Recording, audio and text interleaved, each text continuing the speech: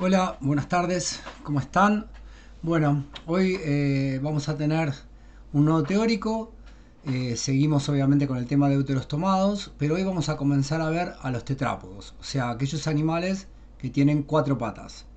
Y vamos a comenzar con los anfibios, que son los primeros tetrápodos. Eh, para hacer el trabajo práctico número 16, van a necesitar los conocimientos que les voy a pasar en este teórico y en el teórico que viene, donde vamos a ver a los reptiles. El trabajo práctico número 16 incluye a los anfibios y a los reptiles, así que van a necesitar ver los dos teóricos para poder hacer el trabajo práctico, y por lo tanto al final de este teórico no vamos a revisar el trabajo práctico correspondiente, sino al final del teórico que viene. Bueno, comenzamos con el teórico. Bueno, entonces dijimos que en este teórico vamos a comenzar a ver a los tetrápodos, y de entre los tetrápodos al primer grupo de tetrápodos, que son los anfibios. Como siempre les digo, acá abajo tienen la forma de contactarse conmigo, tanto por mail como por Instagram. Eh, Arranquemos entonces. Bueno, acá tenemos entonces al clado de los tetrápodos. Ya vimos en el teórico pasado a los peces, ¿sí? Y vimos acá este nodo que aparecía el corazón con dos aurículas y un ventrículo, aparecía la circulación pulmonar y se complejizaban los pulmones, que también están los dimnodos en este nodo, ¿sí? Entonces, acá vemos el corazón con dos aurículas y un ventrículo, con la aparición de la circulación pulmonar. Entonces tenemos dos aurículas, un solo ventrículo. A la aurícula izquierda le llega sangre oxigenada desde los pulmones.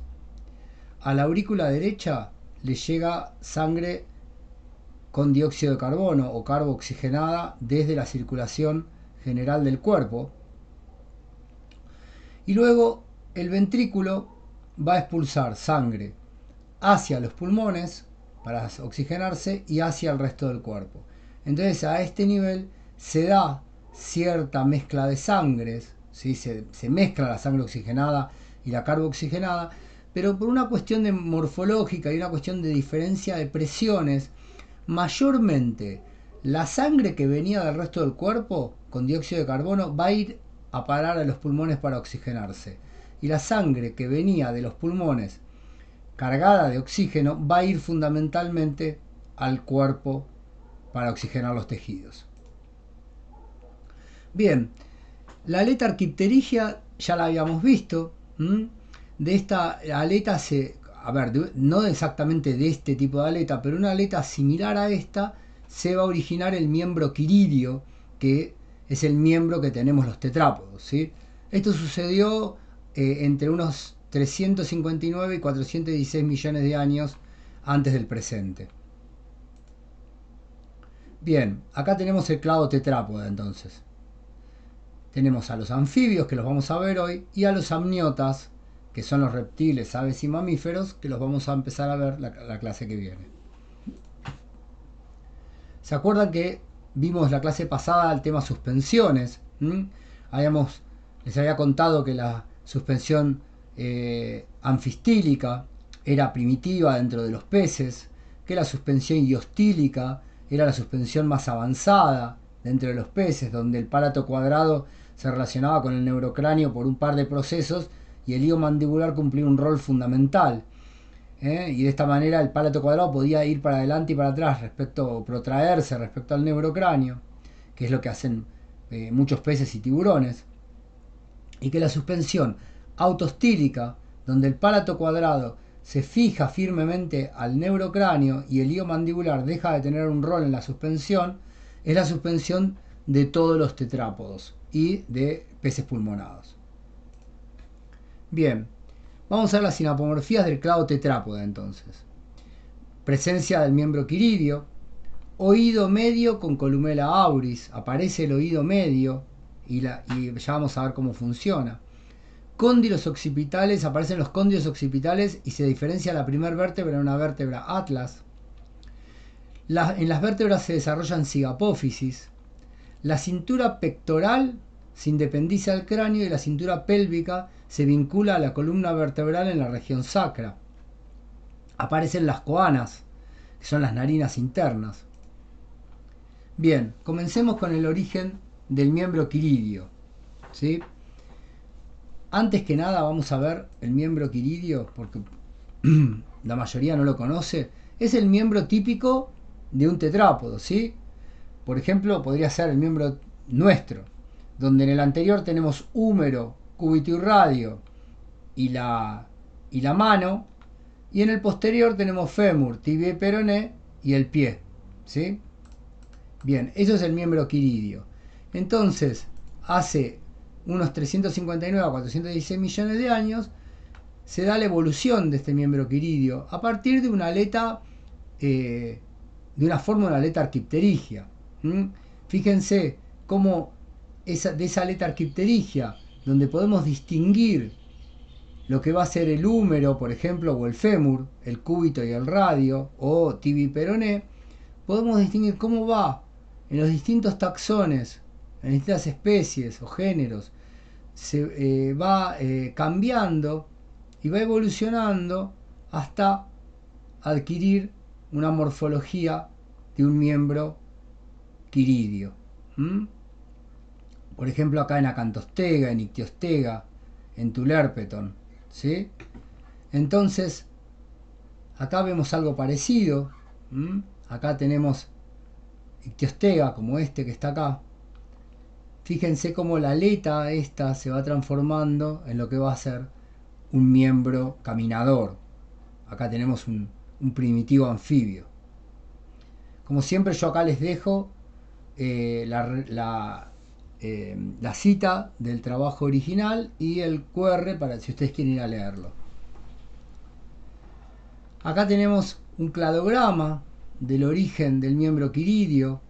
Fíjense, esto es lo que yo me refería con una aleta tipo arquipterigia, y cómo esa aleta arquipterigia va sufriendo distintas modificaciones hasta que aparece un miembro con un miembro quiridio, con un estilopodio, un pseudopodio y un autopodio. Bien, esto es simplemente para que, con una cuestión de curiosidad, hasta el año 1994, 1995, el origen de los anfibios estaba por acá, ¿sí? En unos 359 millones de años, con Ictiostega. Pero luego se comenzaron a encontrar huesos sueltos, ¿sí? Restos fósiles, que llevaban el origen de los tetrápodos a unos 385 millones de años antes del presente. Y ahora, hace poco, en el 2010, apareció en este momento del tiempo, hace unos 397 millones de años, unas pisadas en el barro que corresponden a un tetrápodo. O sea, lleva muchísimo más atrás el origen de los tetrápodos. Este es el trabajo y este es el QR para que lo vayan a ver. Acá tienen, esta es una imagen de ese trabajo, en donde ven las pisadas fósiles en el barro, ¿sí? Obviamente esto ya es una piedra, ¿no? Pero era un barro originalmente. Ven el patrón de las pisadas y acá cómo se corresponden con el caminar de un tetrápodo. Miren.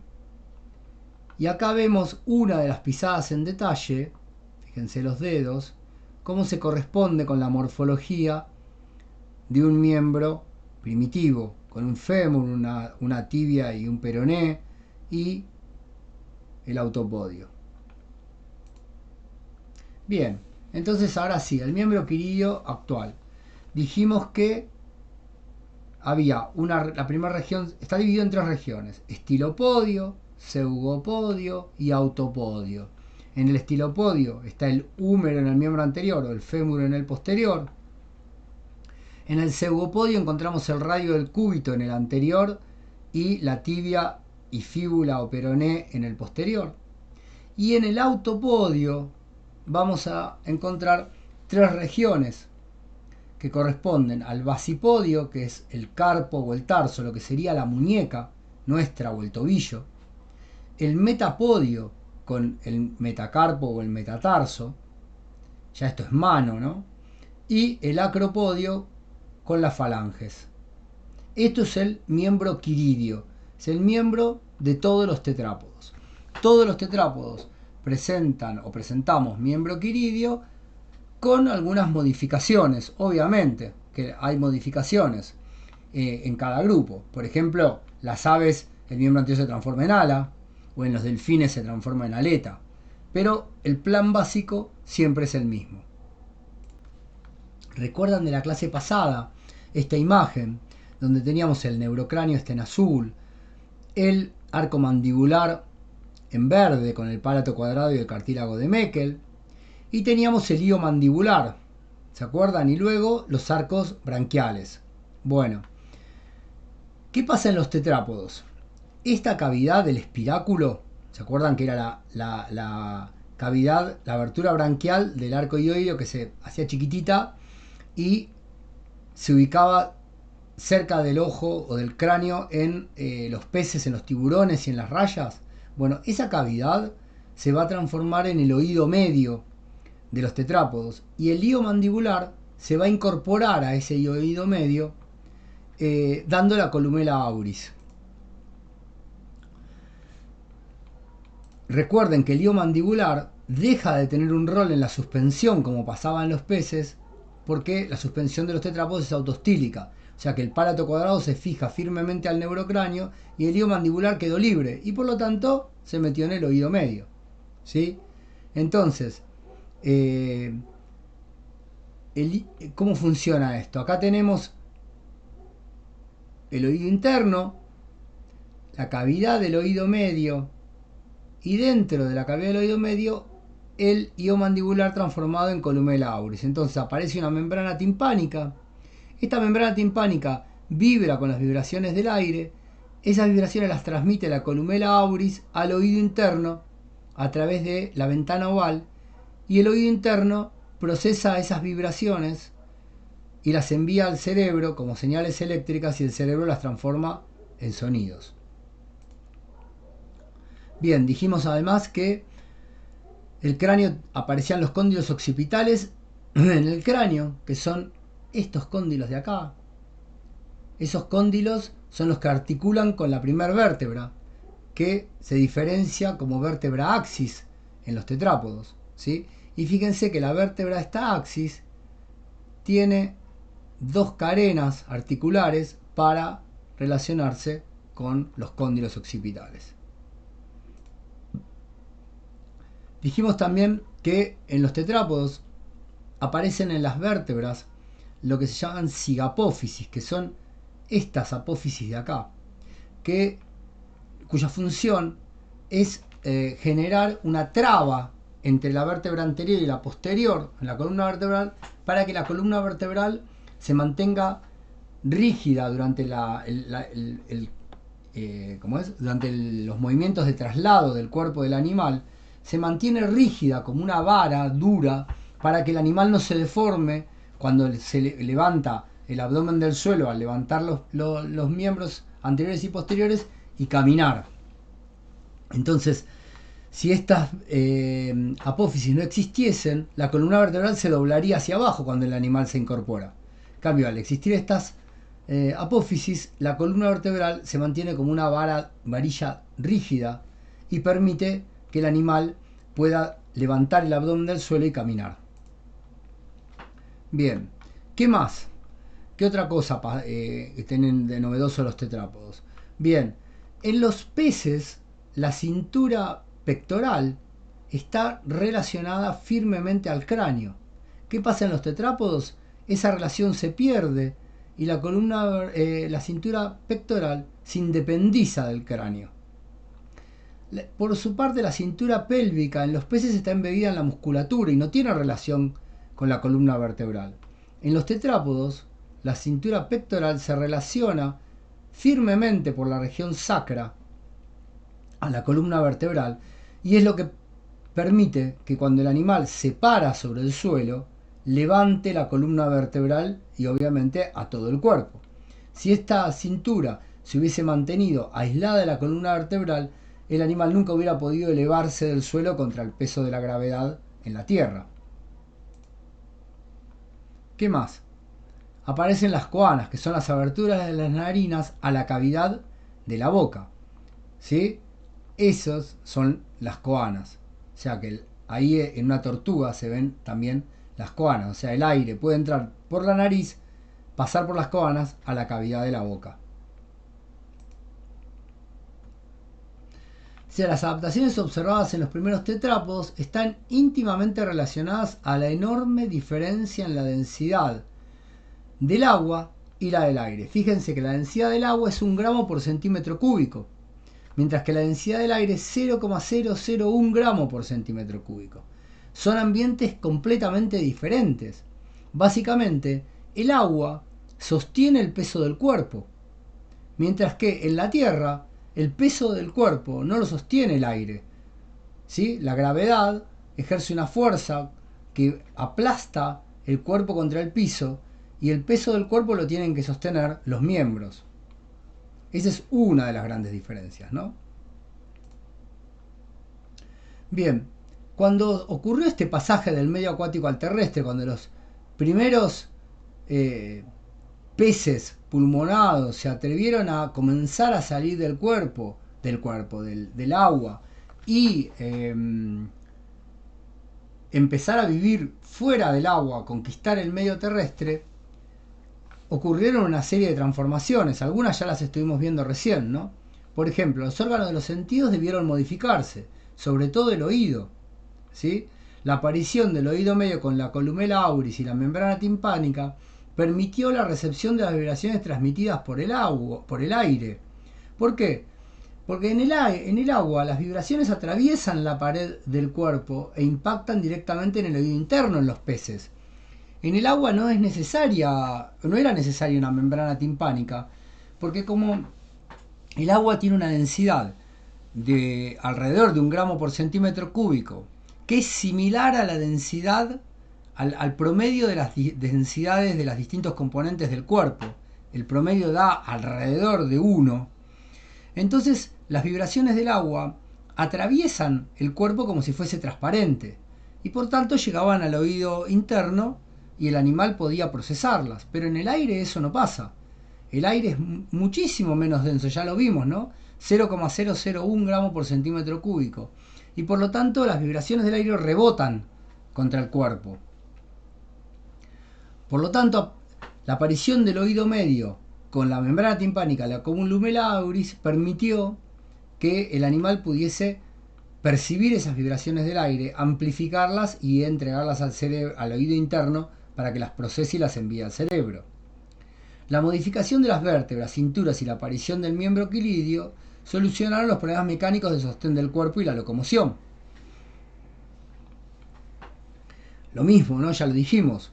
El agua sostiene el peso del cuerpo frente a la acción de la gravedad, pero en el aire no puede sostener el peso del cuerpo. Otras modificaciones incluyen la aparición de un corazón tricamerado y un circuito pulmonar y otro sistémico en el sistema circulatorio, la modificación de los ojos, la aparición de las coanas, que son las narinas internas que desembocan en el interior de la boca, glándulas en la piel para evitar la desecación, etc. Bien, veamos a los anfibios ahora.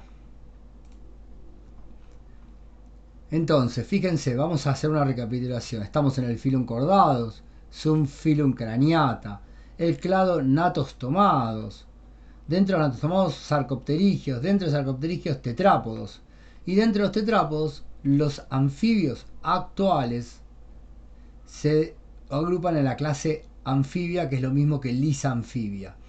Y este grupo excluye las formas fósiles del Paleozoico que le dieron origen y comprende solo las formas actuales.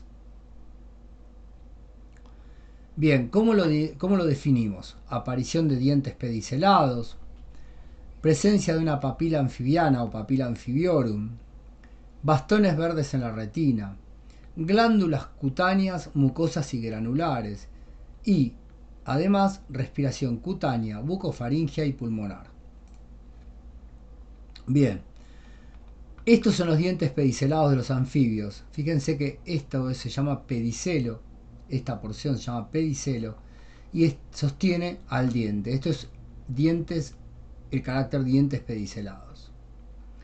Bastones verdes en la retina. Bueno, los anfibios, los lisanfibia, tienen unos bastones verdes intercalados en la retina que le permiten al animal procesar, junto con los bastones rojos, les permiten procesar los colores a los anfibios. Y eso es fundamental a la hora de cazar, ¿sí? Ustedes saben que todos los anfibios son animalívoros, son cazadores. Además, los anfibios tienen algo súper interesante, que es, y se descubrió hace poco, que es la biofluorescencia, ¿sí? Fíjense cómo fluorescen los anfibios con cierto tipo de luz. Acá tienen el QR al trabajo donde detectaron la presencia de biofluorescencia en los anfibios, y quizás también estos bastones verdes tengan que ver con la detección de biofluorescencia en los demás anfibios. También dijimos que los anfibios, los lisanfibia, se caracterizan por la presencia de la papila amfibiorum. Bien, ¿cómo oye un anfibio? De dos maneras. Las vibraciones mayores a 1000 Hz, que son las vibraciones del aire y el agua, excitan la membrana timpánica y a través de la columela auris llega al oído interno esta vibración y es procesada por la papila basilar. Pero además hay un complejo del que forma parte el opérculo, que procesa las vibraciones de menos de 1000 Hz, que son percibidas por el miembro anterior que está apoyado en el suelo. O sea, la pata delantera apoyada en el suelo recibe vibraciones que las transmite al opérculo y a través de la papila anfibiana ingresan al oído, son procesadas por el oído interno. Entonces el animal oye vibraciones de más de 1000 Hz a través del tímpano y vibraciones de menos de 1000 Hz a través de la papila anfibiana. Dijimos además que los anfibios tenían respiración cutánea, bucofaringea y pulmonar. Bien. Entonces, bueno, la respiración cutánea es a través de toda la piel. ¿Cómo es la respiración bucofaringea y pulmonar? En principio, los anfibios lo que tienen es que tragan el aire, ¿sí? Fíjense cómo funciona. Tiene la nariz abierta, ¿no? Entonces, baja el piso de la boca, el animal genera una presión negativa en la cavidad de la boca y faringe, se llena entonces de aire esta cavidad que entra por las narinas, cierran las narinas, levantan el piso de la boca y el aire es enviado, forzado a entrar en los pulmones, ¿sí? Esa es la respiración pulmonar. Mientras el aire está acá dentro de los pulmones y la glotis está cerrada, además el animal sube y baja el piso de la boca y el aire entra y sale de la boca, de la cavidad de la boca, y se genera intercambio gaseoso a este nivel. Mientras tanto el aire está dentro de los pulmones. Cuando el animal abre la glotis, se contraen la musculatura y el aire de los pulmones es obligado a salir. Entonces, fíjense en este diagrama. Aquí tenemos, dentro de la cavidad de la boca, hay intercambio gaseoso. Y además hay intercambio gaseoso dentro de los pulmones. Y además hay intercambio gaseoso a nivel de la piel. Esas son las tres formas de respirar que tienen los anfibios actuales. Bien, ¿cuáles son los grupos que hay dentro de la clase anfibia o lisanfibia? Bien, acá tenemos un cladograma donde tenemos a los dimnos, que no son tetrápodos, recuerdan que son los peces pulmonados.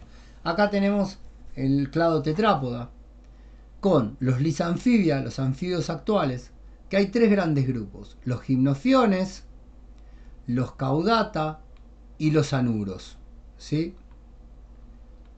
Y acá tenemos el clado amniotas, que vamos a ver la clase que viene. Bien, vamos a ver las características generales de los lisanfibios. Son tetrápodos, con esqueleto principalmente óseo, con un número variable de vértebras y 2 cóndilos occipitales en el cráneo. Presentan 4 extremidades, son tetrápodos, aunque algunos carecen de patas, que son las cecilias, son este grupo de acá, los gimnofiones. La piel es lisa y húmeda, con numerosas glándulas mucosas, y en ciertos casos hay glándulas venenosas, con células pigmentarias denominadas cromatóforos, son capaces de experimentar distintas coloraciones. Normalmente sin escamas, aunque algunos gimnofiones, estos que no tienen patas, pueden presentar pequeñas escamas ocultas en pliegues de la piel. Las vértebras son anfisélicas, ¿recuerdan? Anfisélicas, las que tenían cavidad hacia adelante y hacia atrás, prosélicas, con cavidad hacia adelante, u opistocélicas. O sea, pueden tener de los 3 tipos de vértebras. Las mandíbulas pueden o no presentar dientes. Cuando están presentes, la dentición es acrodonte. ¿Recuerdan esto? Acrodonte que se implantaba sobre el hueso, no tiene un alvéolo. Homodonte, que eran todos iguales. Y polifiodonte, que tienen varias generaciones dentarias. Bien, ¿qué más? La respiración en las formas larvales es branquial. En los adultos pulmonar, cutánea y bucofaríngea. Presencia de branquias externas en la fase larvaria, que pueden persistir en algunas especies durante la etapa adulta. Por ejemplo, el axolote.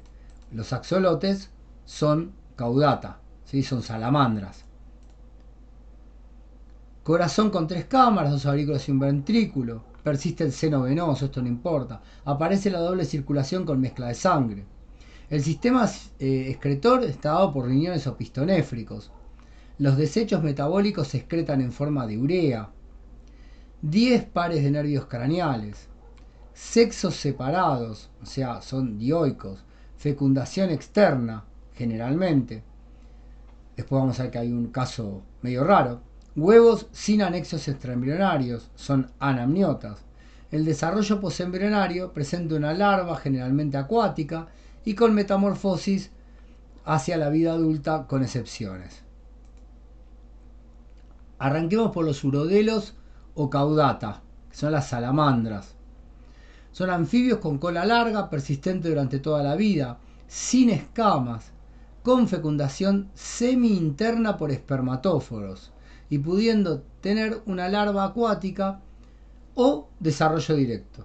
Pueden ser neoténicos, por ejemplo, salamandras y tritones. Estos son los tritones o axolotes. Y esta es una salamandra adulta. Bien, vamos con esto. Fecundación semi-interna por espermatóforos. ¿Qué sucede?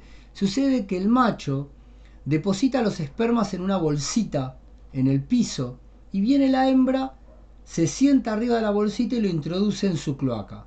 Por lo tanto, por eso se denomina fecundación semi-interna, porque el macho no tiene un órgano intromitente con el que deposita los espermatozoides dentro del cuerpo de la hembra.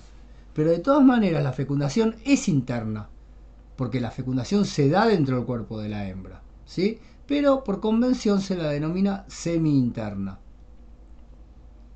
Bien, ¿qué significa que sean neoténicos? Bueno, significa un organismo neoténico es aquel que alcanza la madurez sexual presentando caracteres juveniles. Y eso pasa, por ejemplo, con el axolote. El axolote, que ustedes lo deben conocer quizás de los acuarios, ¿sí? O tritón, es una forma juvenil, es una larva. Fíjense que es parecido a un renacuajo, tiene patas, tiene larvas branquias externas, tiene cola. Pero en ausencia de yodo en el agua, nunca se termina la metamorfosis para transformarse en una salamandra y queda toda la vida como axolote. Pero alcanza la madurez sexual y puede reproducirse. Eso significa el término neoténico. Cuando no hay suficiente cantidad de yodo en el agua, el animal no culmina la metamorfosis. Vamos con el orden Anura ahora, que son los sapos y ranas. 9 o menos vértebras en total. Fíjense que la columna vertebral tiene pocas vértebras. Los miembros posteriores son significativamente más largos que los anteriores. Miren. ¿Sí? Miren el largo de los miembros posteriores respecto a los anteriores. Hay fusión de huesos del zeugopodio, o sea, de cúbito y radio, y tibia y peroné. Fíjense, acá está la fusión entre tibia y peroné, la fusión entre cúbito y radio. Los adultos son carnívoros, las larvas son herbívoras. Las larvas presentan piezas bucales queratinosas que les sirven para raspar las piedras del fondo para sacar musgo o pequeñas algas, ¿sí? Y hay algunas otras sinapomorfías que son típicas de los renacuajos. Pero esto es importante, los renacuajos tienen unas piezas bucales queratinosas y la forma y disposición de esas piezas sirve para identificarlas, para realizar las identificaciones sistemáticas de las larvas. Los anuros presentan una metamorfosis que ustedes deben conocer, ¿no? Donde hay renacuajos y luego una forma adulta. Entonces los adultos depositan los óvulos, las hembras y los espermatozoides de los machos en el agua, los huevos se fecundan, nacen renacuajos, estos renacuajos se van transformando, ¿sí? Primero les aparecen los miembros posteriores, luego les van a aparecer los miembros anteriores y finalmente se va a reducir la cola y va a dar un adulto. Y el tercer grupo es el de los ápoda o gimnofiones, donde lo que desaparece son los miembros pares y las cinturas.